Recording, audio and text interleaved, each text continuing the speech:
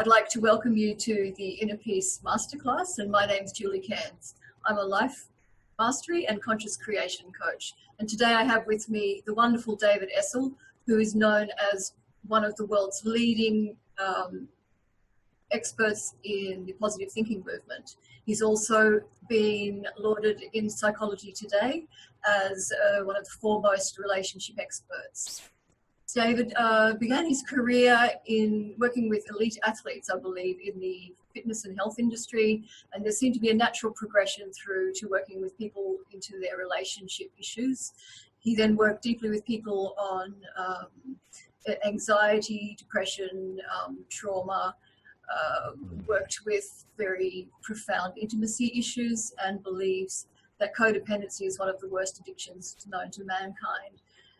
And work strongly with people in developing that healthy relationship with themselves again, to develop interdependent relationships rather than codependence.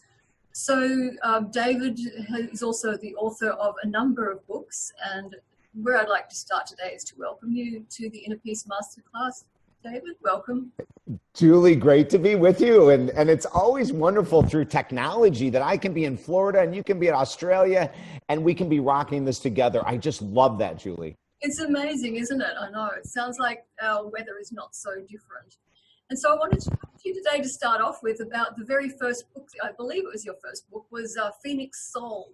And I wanted to perhaps talk with you just to begin with a little about the journey that you outline in that book, if you feel open to sharing some of the difficulties you were going through at that time that brought you to where you are today. Julie, it's a great question and a surprising question. I rarely have people go back to my first book. You know, we have 9 books out now. The 10th one comes out in a few months. Phoenix Soul is my baby. You know, whenever you have a first child or whenever you have a first book, you know, that's the one that really resonates with my heart and soul. And what you just said is true. You know, our summit is about inner peace. At that time, when I started writing, the last thing in the world I was in was inner peace. You know, I had contemplated suicide. I had gone through I was very successful, and it doesn't matter how successful you are. You know, I was in this deep, incredible pain, and how the book started of all things, I was an alcoholic, I was a cocaine addict, I was going through suicidal thoughts. I went to a bar, of course, to meet a girl that was a friend of mine. She was 45 minutes late, and as I'm sitting there drinking and by myself, which I was very comfortable with, I started writing down these notes, you know, and it was just on a napkin. I asked the bartender for a napkin and a pen, and I'm writing. When she came in 45 minutes later, I'd probably written 20 things on these napkins. The next day when I woke up, I had totally forgotten that I had done it. I pull them out, and there were tears coming down my eyes, you know, because I was allowing myself to feel the reality of where I was. And that reality, Julie, as you know, with the work you do, that's the first step to inner peace. To shatter denial, to shatter all the illusions and crap that your life is fine and everything is fine. And that was my really first huge step to realize that I was an absolute mess. It didn't matter what the outside world thought. It didn't matter how much money I made. It didn't matter that I was working in the same industry I'm working now. The reality on paper coming from inside my heart was that I was in more pain than I had ever been in my life. And that was my first wake-up call. And then as the book goes, you know, the full title is Phoenix Soul, One Man's Search for Love and Inner Peace. Yeah. And as I continued to write over the next couple of years, I went through the transition of admitting my unbelievable pain, and then at the end, the search for love. And of course, the search for love, the first search that we're not taught as kids, should be for the love of self. Mm-hmm. And then after you have mastered self, you're ready to bring someone else in. And that's a wrap up of how, you know, I got into this intense work that we're talking about today. Yeah. Okay. And so can you talk a little bit about the work that you do today? Yeah, I mean, oh my gosh, it's so multifaceted. You know, we work with some of the most extreme, from rape survivors and incest survivors on the one end of the spectrum. We go to people that are looking to expand their business, Julie, on the other end. We've helped people lose millions and millions of pounds of weight. Understanding spiritual paths can change over the years, and what we may have been thinking and believing as a child may be the same, or it could be radically different today. So addiction recovery. Oh my God. You know, like I tell people that the only area of life I don't work in is politics. Besides that, it's fair game. Fair enough. So what do you think the qualities and attributes are for a really great transformational coach? Oh, wow. The very best ones are the ones that don't give advice. Yeah. You know, in our work, you know, and I'm both a counselor and a life coach. And in 1996, we started training people to become life coaches, and we still do it today. But we say this: 10% of the time with a counselor or a coach, the counselor or coach should give advice. 90% of the time, they should really learn the art of asking questions and giving assignments. Julie, when we give advice, we create a codependent relationship with our clients. So the client comes in and they go, I don't know what to do. I'm in this relationship and it's gone all to hell. And the well-meaning coach or well-meaning counselor says, well, I'll tell you what, I was in that situation before. And if I were you, I would. And right away, you've just blown the professional relationship. You know, I have people come to me that hire me as a counselor, and I'll ask them, you know, tell me what you've done. Have you done counseling in the past? And have you worked with coaches? And almost all the time they say, yes, I just ended my work with a counselor or coach. And I'll say, tell me why you ended it. And almost all the time it's the same answer, Julie. The counselor or the coach spent most of our sessions talking about them and their experiences.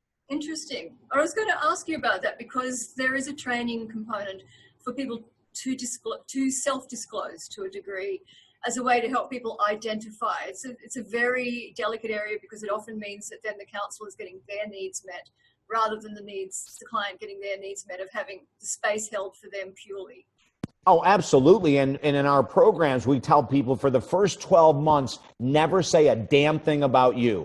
I don't want to hear about your failures. I don't want to hear about your successes. I don't want to hear a thing. But this is what we do. So then you have a client going, you know, but I know that you've gone through divorce, and I know you recovered from addiction, and I know that you went bankrupt and recovered. Like, tell me how you did it. And this is what we tell our people that we train. You say this. You say, I'll tell you what. Remember those questions next week. And at the very end of our session, when what you've paid for is done, I will take 15 minutes of my time, not yours, to answer your questions with my personal history. Julie, 99% of the time, the client will forget and they'll never ask that question. But we should not be taking our client's time who's paying us to talk about our successes and failures. Now, once you're really good and you have a couple years underneath your belt as a counselor, as a life coach, whatever you are there times to interject with caution snippets of your life story? Yes. But this is what I tell people. You know what? If you're a really good counselor or coach, you should have a blog. And your blog should be telling your life story. And you should be telling people, go to this blog and read about what I did. Go to my YouTube video and read about this. Go to my books and read about that. You know, but I don't believe that it's healthy or it's ethical for you as a counselor or as a coach to be taking time in your sessions to be spreading your successes or talking about your failures. I think it takes the focus off of the client. It puts it on you. That's not the place. Now, 10% of the time, Julie, I encourage, like I'll give you an example of what happened not too long ago. I was working with a woman in a domestic abuse situation. And she was saying to me, you know what, he promised he's not going to do it. And she comes in the next week and she's got marks on her face. So I said to her, 2 weeks ago, you said he wasn't going to do it. And he did it again. I'm going to call time out and I'm going to give you advice. 10% of the time, the counselor or the coach should be interjecting if they see their client going down the road to hell. Outside of that, I don't think we should be, Julie. That's just my opinion. Yeah. And do you, thanks, that's really great advice. And I wonder, is there a key practice that you recommend for coaches in a sense to help them walk their own talk in the industry? Like anything that you personally practice to advise people in the industry? Well, I mentioned about having blogs and YouTube videos with your stories on it. Okay. There's a little bit of a trap there. Like, let's talk about addiction recovery. I tell my coaches and counselors that I work with that if you're in addiction recovery and you've been totally clean and sober and you're working an active program for 2 years or longer, put your story on the internet. Yeah. But short of 2 years, hell no. You know, like you have to have a track record. You have to have some level of respect before I want to read your story. Too many times, people who go into recovery within 6 months, if they're a professional like you or I are, they're out there spreading their message and how they've overcome this 20-year battle. And it's a bunch of nonsense. You know, they haven't proven to me that they've actively walked the path and that they're really, truly clean and sober. So number one is be careful of what you talk about. Like even I've talked to coaches who've gone through divorce 3 months ago and now they're a divorce expert. Oh my God, please. You know, like time out again, be really cautious until you are truly an expert. Be really cautious about what you're sharing that you've overcome. And then, you know, what I mentioned a minute ago, I'm going to keep saying this again. I think the very first place that should be mentioned when you're ready and you've healed is through blogs, is through videos, but not until you've really mastered whatever your challenge was. For sure. Do you tend to work with people on the, I guess, I don't know, the shadow side people talk about? Oh, you know what? That's where the money is. You know, Julie, that's where, as a matter of fact, in our #1 best-selling book on positive thinking, you know, like this book went through and the subtitle is The Myth of Positive Thinking, The Reality of Success. That book went off the charts. It's our first #1 bestseller. I've been writing for 21 years. It's the first book, oxymoronically as it is, you know, here's Mr. Motivation talking about positive thinking and the myth, right? But, you know, it went to #1 and we spend a complete chapter talking about the shadow side, you know? And like when I look at my shadow sides, that some are still with me, you know, like I can sense I've been working in the world of codependency for 20 years ago is when I did my intense work. 52 straight weeks I worked with another counselor to really help me understand my own codependency, because we can't see our own shadow. I mean, if you think you can, I think that's an illusion. You need someone else to present it to you. And they usually do. Oh, if you have someone really good, Julie, you're so right. You know, like working with a professional, and that's another piece of advice before I go back and answer your question with the shadow side. Yeah. I think every counselor and every coach should have a counselor or a coach they work with weekly, not when you're in crisis, every week. But going to the shadow side, you know, when we work, if you really want to heal, the only place, you shouldn't look at your strengths to heal. Don't look at what you do well. Keep doing what you do well, but what the heck, you're doing well. People want to focus on their strengths, and I say, no, you know, like look at your impatience, look at your addictions, look at your judgment. You know, look at your harshness. Look at all the crap you don't want to look in. There is freedom. And when we talk about inner peace, as I said in my book, Phoenix Soul, the only way I got even close to understanding, and I have not mastered it, the only way I got close to understanding it is to look at my addictions, look at my insecurities, look at my codependencies, look at my divorces. Don't blame my wives. Don't blame my former partners. Cool. Look at my stuff, you know. Now, in the beginning of healing, we don't want to jump the process. Like this happened to me once in counseling and I almost ripped the counselor's head off. But, you know, I was in great pain. I was just betrayed in a relationship years ago. I was in so much pain. And 30 minutes into my expressing my pain, she said, David, what was your role in the dysfunction? I wanted to rip her head off, and I did verbally. You know, I just said, that is ridiculous. I'm sitting here. I need to release my anger, my rage, my resentment. You know, like, don't throw that crap at me. Don't throw that psychobabble. What's your role in the dysfunction? That's way too early. You're jumping the process. Yeah. But Julie, as you well know, once you've had time to process in writing, let's talk about a former partner, how they betrayed you, how they cheated on you, how they stole from you, and you have really exercised that rage, then and only then should we look at our side. Okay. So interestingly, thank you for that. And interestingly, you say the latest book you've written is about the myth of positive thinking, and yet you're known as the world leader in positive thinking. So I haven't haven't read that latest book of yours. I wonder if you'd share where you're up to. Oh, it's so funny. You know, like some of us, I don't know what the word is in Australia, but some of us are rabble rousers. You know, some of us just don't accept the norm. But let me share this, how it can. You like to tear down your own theories. 100%. Now, up until 1996, Julie, I was one of the most codependent teachers in the world of personal growth. I started in 1980. My first 16 years, I was a parrot. And this is the way a lot of us teachers begin.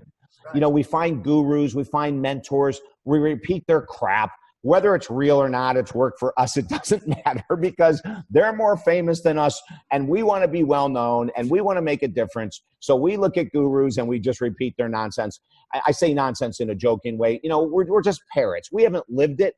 And so from 1980 to 1996, as I traveled the world, I would stand on stage and I would say, whatever you believe you can achieve. Right. It's not true. When you put the energy out there, it must come back in kind. Not true. Karma is absolute. It's not. So in 1996, I had the most gracious interview with one of the leading gurus in the world who's no longer with us, the founder of Transcendental Meditation, Maharishi Mahesh Yogi. Wow. And he woke me up.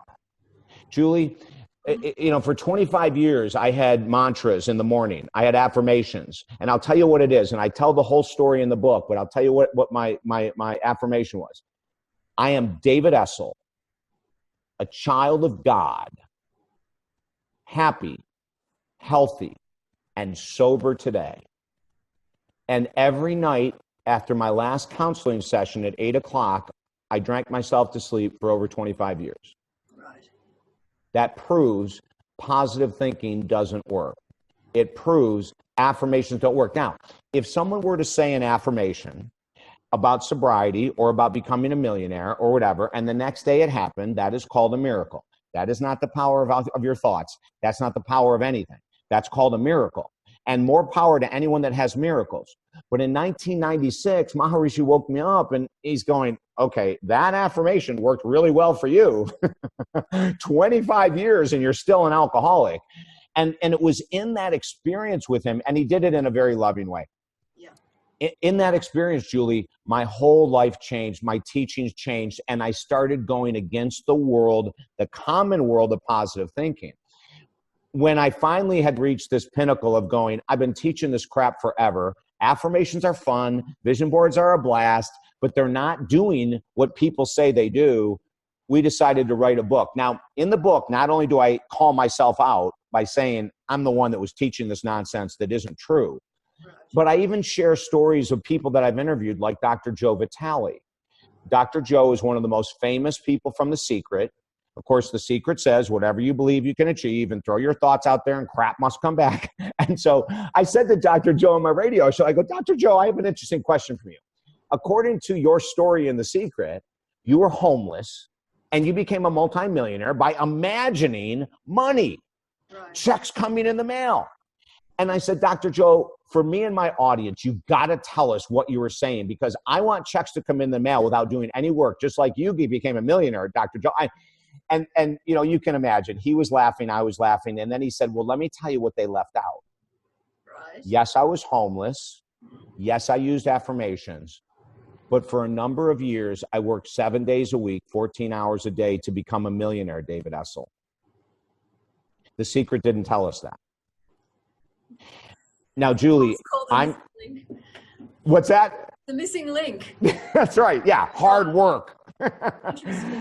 You know, and almost every person in the law of attraction and The Secret, almost all of them have the same story. Their full story was never told, you know? Right. And so what we say in our book, that the myth of positive thinking is that you're going to be able to achieve greatness via your thoughts. Now, I have interviewed world-class sprinters. I've interviewed NFL in that's American football, all pro linebackers, doctors, musicians, Kenny Loggins, Meatloaf, actresses like Jenna Elfman. You know, I mean, I've interviewed all these celebrities. Yeah. Julie, not one of them ever said Even Wayne Dyer, who I dedicated my book to, for God's sake, Deepak Chopra, all these people, not one of them ever said that they created their success via an affirmation. Right. You know, no one's ever said that to me, you know, and so we know it's not true, but it sells. It sells. Now, you know, when I look at... I'm sorry to interrupt. I'm just wondering, how did you move through that to a new place within yourself? Through that kind of block of the 25 years to a new level of understanding? I guess you could say that in 1996, if there's a such thing as being born again, I was born again. You know, like I came to the understanding, and like I said, my whole world changed. I mean, everything was exploded. You know, all the things I believed in, I found out were not true. Yeah. All the things I taught were not true. Now, that comes in one of two ways. When you have that kind of a revelation, and I hope through your summit that millions of people will look in the mirror and drop the beliefs that aren't working. When Maharishi asked me, and he said to me, well, if you've been doing an affirmation for 25 years and it hasn't worked, do you think maybe it's time to give it up? You know, that's a beautiful question. If you have beliefs about success or love or money or whatever, and you believe they're really true, but there's no proof in your physical world, you have to be humble enough, Julie, to say I was wrong. I'm with you. I'm with you. This is a very powerful point because it's still being promoted by many spiritual teachers in the world at the moment. It just hasn't stopped. But I just like to just backtrack you saying that it doesn't always work. How about, I agree. I do agree, but I do wonder about elite athletes who do use the power of visualization to see themselves perhaps excelling in their field. Do you think that actually does work in that instance? So in the book, we say that 20% of your massive success in life will come from the way you think. Yeah. Yeah. 80% will come from what you do. Right. Yes. So yes. So if, okay, Usain Bolt is the greatest sprinter in the history of the world from Jamaica. Right. Usain Bolt, if you don't know the name, Google it, USAIN, Usain Bolt, right? He was on an interview during the last Olympics, and they said to him, like, how is it that you got to be this incredible person? How is it that you got to be the greatest sprinter in the history of mankind? How does it? And he shakes his head and he goes, oh, he gave this like exasperated look, and he goes, doing everything my coach tells me that I hate. Yeah. That was his answer.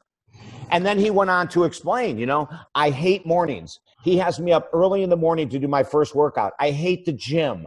He has me working out with weights every day. I hate evening workouts. He has me doing evening workouts every day. You know, and Julie, that's the reality of being a human freaking being. Yeah. That's the reality. You know, in America, we have Kentucky Fried Chicken. Colonel Sanders, who was the founder of Kentucky Fried Chicken, believed in his recipe for 66 years with no success. Right. He became successful at the age of 68. From birth, he knew he was going to do something, but that's work, you know? And let me tell you a really cute story. So there's a celebrity here in the USA. You guys may know of her. Her name is Jenny McCarthy. Right. Yeah. Jenny McCarthy is just gorgeous human being, physically, spiritually, mentally, everything. She's smart as hell, witty as can be. Yeah. She made her claim to fame in Playboy, the men's magazine, the women's magazine, you know, as this model, and she was gorgeous. And then she went out to become a television host. And then right now she does a huge radio show. She's written books. She's amazing. Right. So I have her on my show, and now she's a huge fan of The Secret and the Law of Attraction. Okay. How we got on the show is a mystery, okay? And she knew my book was about the myth of positive thinking. So this is how, and she wrote the foreword to my new book coming out, and this is how she introduced me, Julie. It was a great experience. Okay. Coming up next is a guy that's going to talk about The myth of positive thinking. Now, I don't really know where he's coming from. You guys know I love positive thinking, but let's find out. David Essel. Now, that wasn't like she was going, oh my God, David Essel's coming on and he's going to rock our world about positive thinking. You know, she was a little held back. And so we talked and joked for a few minutes, and then she gave me 3 minutes. She goes, I'm going to shut up. You've got 3 minutes. Sell me. And so, what is your what's that? And so, what is your new teaching? Exactly. And she said, you're going to have to convince me. You're going to have to sell me. Yeah. And the very first story I gave her was a story of Maharishi Mahesh Yogi. Yeah. And about how for 25 years, I was a believer in affirmations and I was an alcoholic. And after I got vulnerable, asked for help, went into a treatment center, came out dead broke, and rebuilt my career, I found that all this stuff I was teaching was wrong, Jenny. And Julie, I was telling her this story. And this is what's wild. At the end of 3 minutes, she said, oh my Lord. And she says to her listeners, gang, listen up. This guy is the real deal. Yeah. And then she gave us the quote that David Essel is the new leader of the positive thinking movement. Now, Julie, I've been back on her show 5 times now in a year. Right. Yeah. And every time she has me back, it's the same thing. You know, it's like she awoken in a 3-minute expose. She woke up. Like, and I want to tell you something. That tells you how smart she is, that she can drop all of her beliefs, you know, by books supported by Oprah Winfrey and every other celebrity out there. In 3 minutes, she saw through to the reality that I was sharing. And that's a humble, vulnerable, open human being. Yeah, wonderful. Because I imagine there's a little resistance out there to people who aren't quite understanding the message yet. Because it is still promoted hugely. It's sad. You know, that's all I can say is it's sad, is that, you know, I have yet to meet anyone who's ever said that a vision board brought them $1 million. Whoever said that, that their affirmations made them a millionaire. Now, we have stories in our book quite the opposite. You know, we have stories of people that struggled financially, that were trying to use the secret and were trying to use the law of attraction. It never worked. And when they dropped it, they became millionaires. But now, and I'll say something, I don't want to keep repeating this. I am not anti-positive thinking. As a matter of fact, the first hour of every day I devote to prayer, meditation, journaling, gratitude, visualization.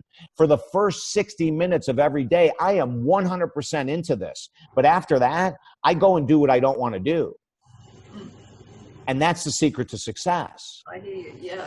Yeah, because being, I think the Dalai Lama said that being an altruist is actually, it's a good mental state of mind because it's expansive rather than contracting. So it is powerful. I mean, our mind is our tool, basically, to help us to move through those very difficult places, but it's a tool that's a very powerful tool. Yeah, well it is. Yeah, Julie, but this is what I want people to really listen to this next thing I'm going to say, because this is crucial.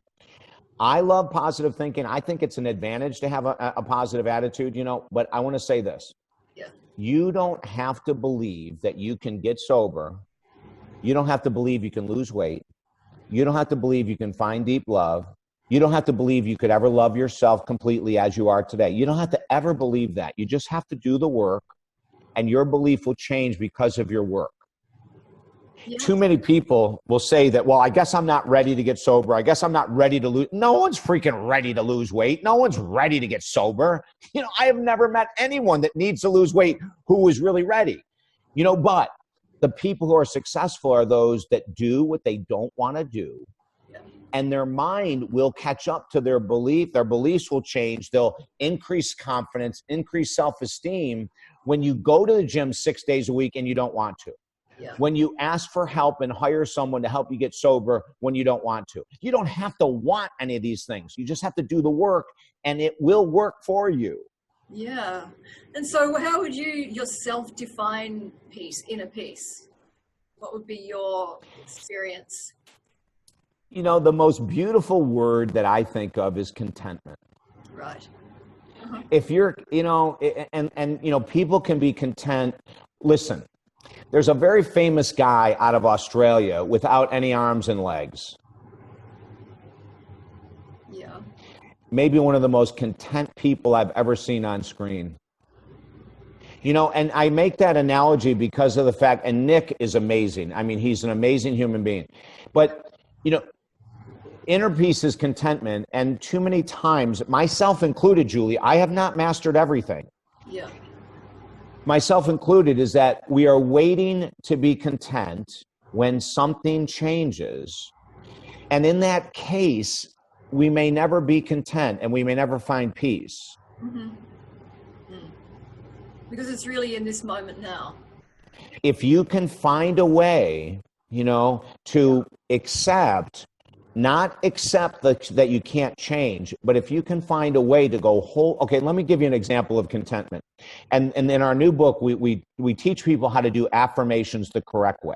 Right. Now, this is going to blow your mind, okay? So if someone is struggling with alcohol, the affirmation should be, I am an alcoholic. It shouldn't be, I am sober, because you're lying to yourself. All right. In that moment is a flash of contentment. You're admitting the reality. See, affirmations take us into illusion. Most people who say, I am a millionaire, are struggling financially. It's a bunch of crap, Julie.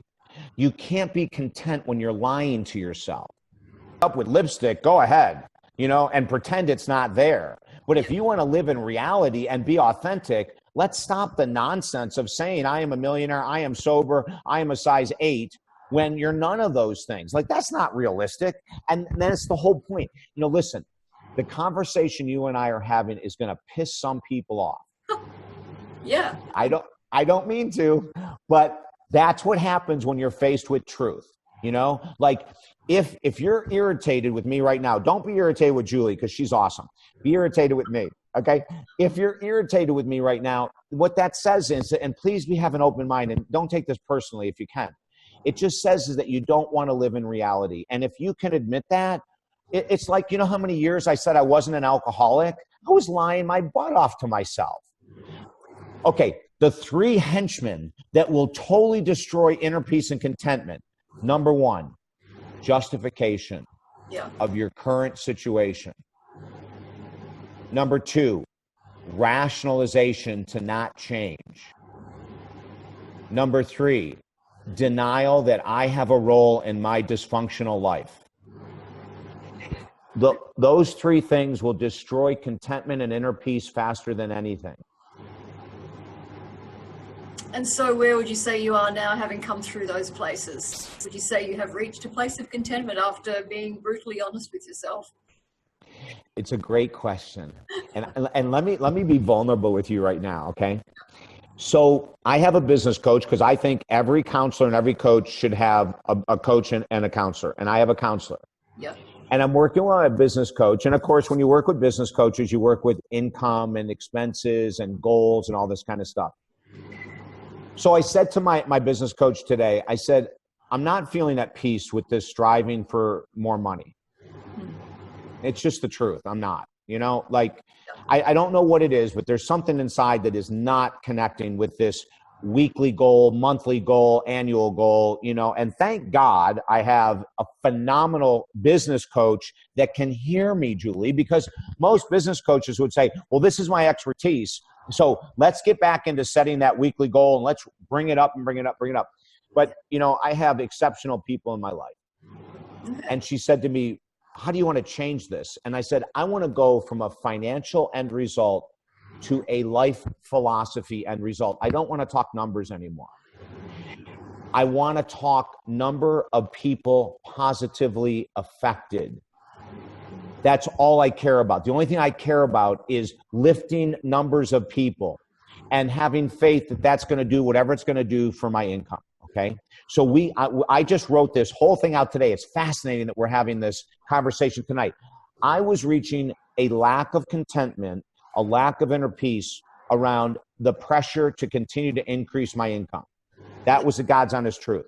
So we shattered it all today because, that's what I think we need to do, Julie. I think we got to keep looking at those beliefs that suck, that aren't real, that don't resonate in your heart. And here's what we came up with when she asked me to do the work and to send it to her after the session. The only thing I care about is lifting 2 million people or more every day of my life to a higher level. Okay. period. Yeah. I think that's a beautiful place to be. Yeah. You know, and then we wrote out all the different ways that we do it. You know, we have 1,000 YouTube videos. We have, we have probably 20 funnels of, my books, all my books, counseling, coaching, radio shows, these summits, so now, the goal for me to be more at peace and to be more filled with contentment is about affecting larger numbers of people, not thinking of my income.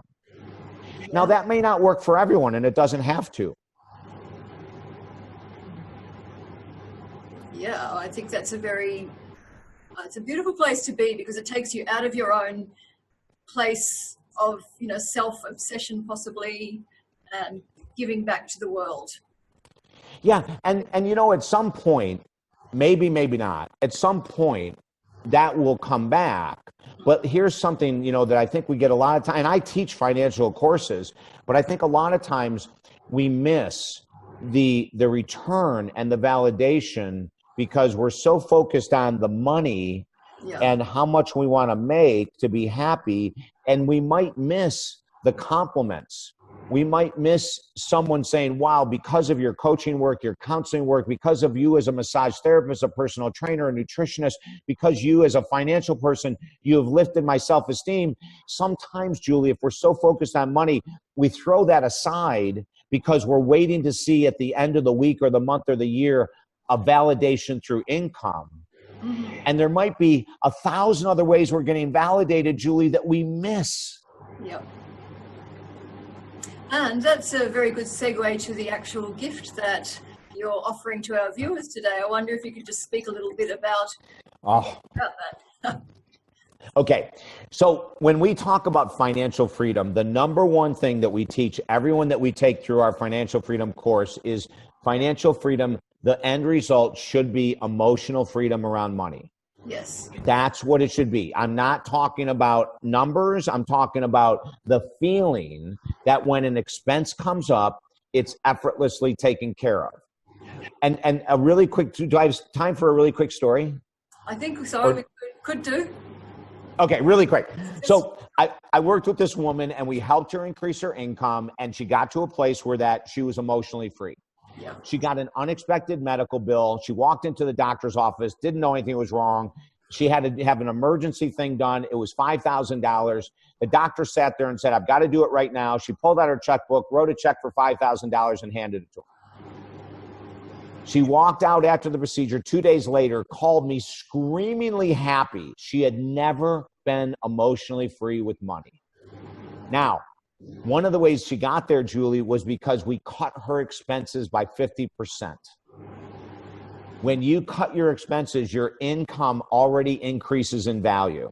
And so we're offering an incredible video series for free. It's called The 4 Blocks to Financial Freedom. People can go there. We teach you about beliefs about money, expenses, income, and we even give you this formula of what to use to move towards financial freedom with your expenses and income. So we give you all kinds of free information. That's at talkdavid.com.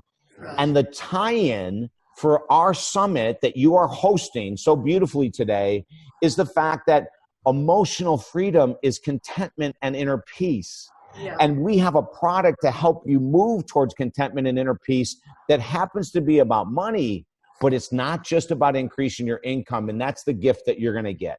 Oh, thank you so much. And I want to thank you so much for speaking with us today. It's been fantastic and controversial in a good way. In a way, the world is needing a wake-up call right now, because reality is staring us all in the face, and we can't pretend that it's not. There's a big wake-up call happening from many directions. So as anyone who's working in an authentic way is a deep value to the world. So thank you so much for speaking. Oh, Julie, I've loved it. I've loved it too. Thank you so much, and speak with you again. Thank you. Great. Okay.